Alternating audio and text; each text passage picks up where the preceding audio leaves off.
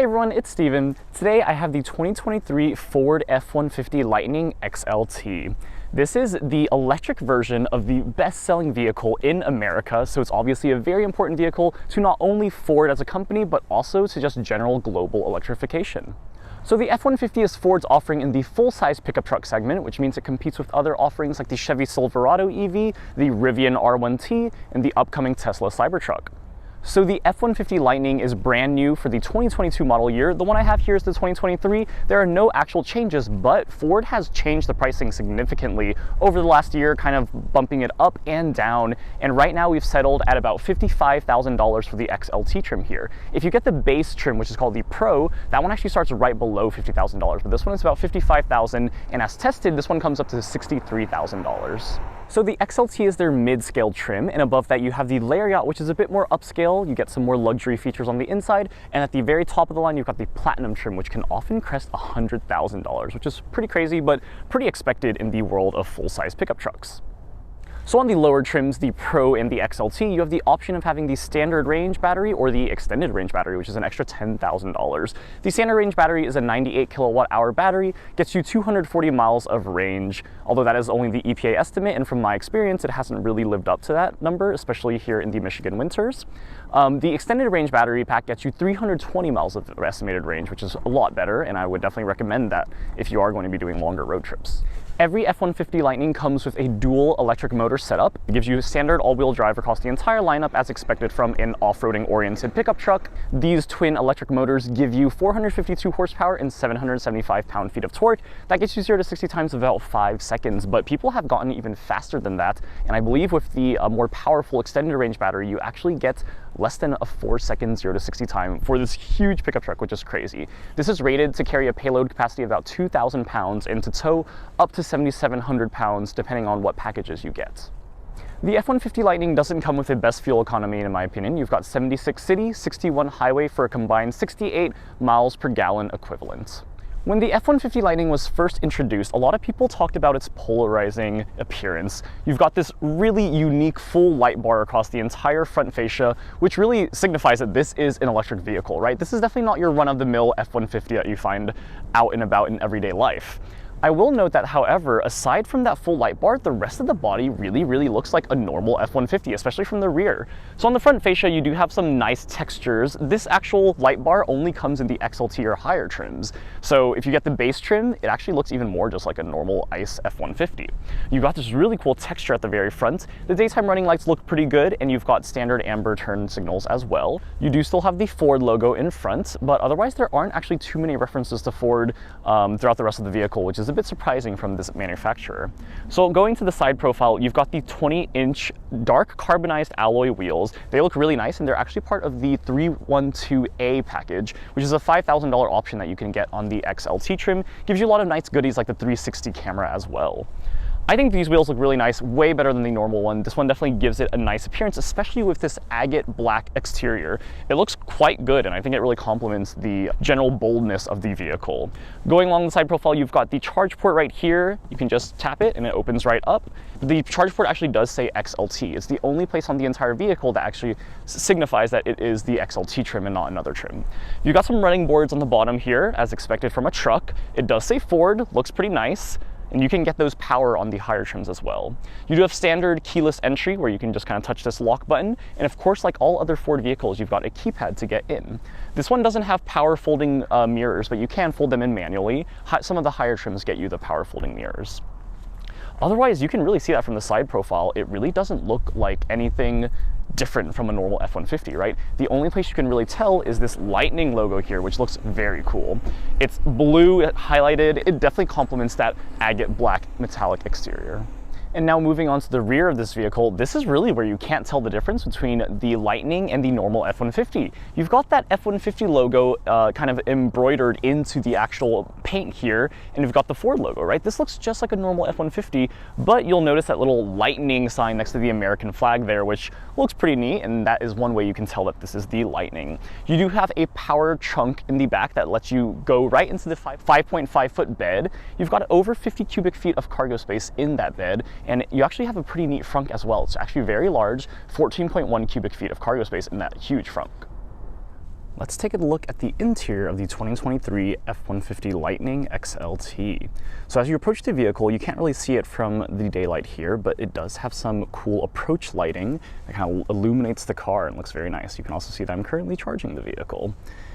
You do have keyless entry as expected, and you do have a nice power running board. This one isn't power, but you can get a power one on higher trims. And you actually have some pretty sweet startup sequences. Look at that. It looks very, very cool. You've got it both in the main screen here and then also in your digital gauge cluster. So you've got some pretty cool graphics. I will also note that the front of the vehicle does a cool little dance with that full iconic light bar at the very front. This is a very long startup sequence. But yeah, so foot on the brake, starting it up just kind of like any other ICE vehicle. You've got push to start right there. And this is just a pretty generic Ford setup, right? You've got the digital gauge cluster, and you have this Sync 4 infotainment system. This is a 12-inch touchscreen. You can actually get the upgraded 15.5-inch touchscreen that's in the Mustang Mach-E, for example. It's a bit larger, and it's the vertical one. So I actually like this system better because this is like, for example, what's in the Bronco. You get a lot of nice physical buttons for things like heated steering wheel, heated seats, and your climate controls. And I actually think I prefer this look over the vertical screen. The vertical screen looks a little sleeker in my opinion and more modern, but I do think this is actually the best integration of this. I will say I don't like that Apple CarPlay doesn't take up the entire screen. You'll notice that's right here. It only takes up this section of it. So I kind of wish it would take up the whole thing, but this has some neat things that you can kind of scroll through, although honestly none of these are the most useful thing in my opinion. Otherwise, diving right into this infotainment system, the Sync 4 system has been around for a few years now, and it's quite good. It has everything that you need, and it's fast to respond, just like an iPhone, right? You've got all your settings here. It's pretty easy to navigate. I don't think there's a steep learning curve for this. A lot of the features here are pretty sweet. Drive modes are hidden in here, so if you want to go to sport mode and stuff like that, you have to go through this menu, unfortunately. There is no like dial that you can turn or anything like that, but you do have some cool settings like one-pedal driving and locking your differential. You can look at your different trip energy things. It'll tell you exactly how much percentage each of the different things contribute to your range, essentially. You've got zone lighting, towing assist, Pro Power on board, which is basically their generator that you can use. That is part of the XLT trim. The 312A package, which is the $5,000 package. That also gets you those sweet looking wheels. You've got all your charge settings in here, and it's all pretty intuitive. I do think that this is one of the easier layouts, especially from some of the American manufacturers. Very similar to the Jeep one in my opinion, and I like both of them a lot. And now going down the center stack, like I said, all of your HVAC controls are physical buttons, which is pretty cool. This climate knob is very easy to turn, very easy to use. You do have both a USB-C and a USB-A, but this car does come standard with both wireless Apple CarPlay and wireless Android Auto, which is pretty sweet. You may have noticed that the gear selector is actually kind of in a weird forward position. That's because you can use this button to move it down, and then it allows you to open up this middle work desk essentially and use that for a laptop, for example, and you can use that with the Pro Power on board to connect to one of those outlets and, you know, work if you want. Otherwise, you can just use that to kind of move it up and down. It's kind of a neat party trick to show people. Otherwise, when you do actually put it into gear, like reverse or drive, it looks a bit more normal. But yeah, you've got two cup holders here, and you do have some interesting storage right here, which I guess could be for a phone or something like that. But yeah, otherwise, center console stack is pretty intuitive, pretty much what you would expect. Let's talk about these seats really quick. So these are called the dark slate color essentially, and these are cloth seats, fully cloth seats, but they look quite good and luxurious, right? This contrast stitching here looks pretty nice, especially with this you know, color blocked pattern here. I think it looks really neat. Definitely fits the general aesthetic of the truck inside, and just, I don't know, the interior of this actually looks quite upscale for the fact that this isn't even the Lariat trim, which is about $15,000 more expensive than this. So the XLT is actually a very good value in my opinion. You've also got some nice looking door panels, right? Like look at those textures. They all look very, very high quality. You've got some more of that vinyl cloth, and you do have that really interesting texture right up at the very top next to the lock and unlock buttons. It's kind of this like wood pattern, which looks really cool. I love that kind of wood grain look. I also really like the, you know, the actual door handles themselves. To get out, you press that little button right there, which is pretty neat. Going into the trim right here, you do have this kind of nice brushed aluminum trim. It's only right here, and I will note that you can actually open this for more storage. You got a little button there. Pretty neat. They always have a ton of different places you can store things in these full-size pickup trucks. Even up here, you've got a little rubber mat that you can place something right there. Before I forget, I did want to show you guys what the key fob looks like. It's a pretty generic Ford key fob. It doesn't even really say anything about being an F-150 or an electric vehicle, unfortunately. I really wish it would show something like a lightning bolt or something like that. Like, I think that'd be really cool for Ford to do. Looking at the actual steering wheel itself, this is a generic Ford steering wheel as well. So like I said, a lot of these controls are going to feel very intuitive for people who have already used Ford vehicles for a while. But right here, you've got adaptive cruise control settings on the left-hand side, and on the right-hand side, you have your skip track, some of your phone call buttons, and then basically just adjusting what shows on your digital gauge cluster. So this is the 12-inch digital gauge cluster that Ford has been using in some of their more recent vehicles. You can see right now that it's basically just set to charge. But when you actually start using the vehicle to drive, you'll notice that this is a nice speedometer on the right-hand side. You've got your driver assistance stuff in the middle. The middle is the only configurable part of the screen, so you can show a few different things here. But I think, and it's called like My View essentially, but I think most people will probably stick to something similar to this. This little blue gap in the middle is actually pretty interesting. They call this like the timing gap essentially of, it'll warn you, it'll become like orange or red if you get too close and you're driving fast enough to essentially where you won't be able to brake in time. So kind of a neat little trick, but I don't know, it does look a little weird, and I feel like it could probably be a bit better looking in my opinion. On the left-hand side, you've got your range and you've got your brake energy coach, which is always kind of fun. It'll tell you how good your braking is essentially. It'll be like, oh, you got 100% energy return, oh, 98%, things like that. So it's always kind of fun to try and get that 100% smooth regenerative braking with this vehicle. Otherwise, you've got your battery charge right here on the right-hand side of this semicircle here. And you'll see I'm fully charged at 100%, and I've only got 201 miles of range. That is quite a bit lower than the 240, but I guess it's expected when it's like 20 degrees outside in Michigan, right? And to the left of the steering wheel, you do have quite a few buttons here that control various lighting zones in your vehicle. So you've got the side mirror lighting, you've got the bed lighting, and you've also got your generic lighting controls here. You do have a nice power button to adjust your pedals for someone short like myself. And then you've also got a power liftgate for both your front and the bed access in the rear. And before we step into the back, I did want to point out the vast amounts of storage you have, right? So here's a nice little storage cubby right there. I will also notice that this thing can open from the front right here, and you've got a vast amount of storage in there as well. You've got more cup holders right there. You also have so many different cubbies of storage in your actual door panel, which is pretty sweet. And to call out some of the cool tech features in this vehicle that comes standard, this XLT trim comes with some 10-way power adjustability seats for the driver, and you've also got some for the front passenger as well, which is pretty cool. No memory though, unfortunately, so that'll be tough if you're trying to share this vehicle. You also have blind spot monitor, standard, and rear cross traffic alert across every single trim on this vehicle, which is pretty neat. That 360 camera unfortunately only comes with the 312A package though, so that's the $5,000 package that you can get on the XLT trim, or it comes standard on the higher trims like the Lariat and Platinum. Taking a look at the rear seats here, you can see there is a lot of legroom, right? This is a full-size pickup truck, it's pretty much a huge vehicle. You'll also notice that you can store things underneath here as well, which is pretty darn cool. You've got that same dark slate color here, which is really just kind of like a gray, off-gray, heathered gray sort of look. And I mean, climbing in here, it is comfortable. The only thing I really wish is that we had a panoramic roof on top. Not even a panoramic roof, just some sort of sunroof, because it does feel slightly claustrophobic, but I mean, most pickup trucks don't have anything like that. So that's kind of to be expected at this price range especially. You do have some outlets in the back here. You've got charging, and you've got a normal AC 120 volt outlet there. And you'll actually notice that these seats, you can actually unzip them and then clean the outside of them. So obviously this, as any pickup truck, is meant to be an off-roading vehicle, meant to have power, and you're supposed to be able to clean this sort of stuff. They really want you to take this camping, right? All the commercials with the F-150 Lightning are all talking about how you can take it camping, use the Pro Power onboard stuff to use as a generator, heat things up, heat up your ramen, whatever you want, right? But yeah, the rear seats are quite nice. You do have full 3 seats here, so that means you can actually fit 3 adult passengers in the rear here, and it is pretty nice. All right, let's take the 2023 F-150 Lightning on the road and see how it drives. So driving this around Michigan for the last few days here has been honestly nothing but fun. This vehicle is such a great pickup truck, and I mean, I know that it's such a controversial thing amongst pickup drivers, where it's like, you want that engine sound, right? You want that brawniness, and you really get that still. I mean, the ride height of this is tall, but at the same time you get the fun, you get the practicality still.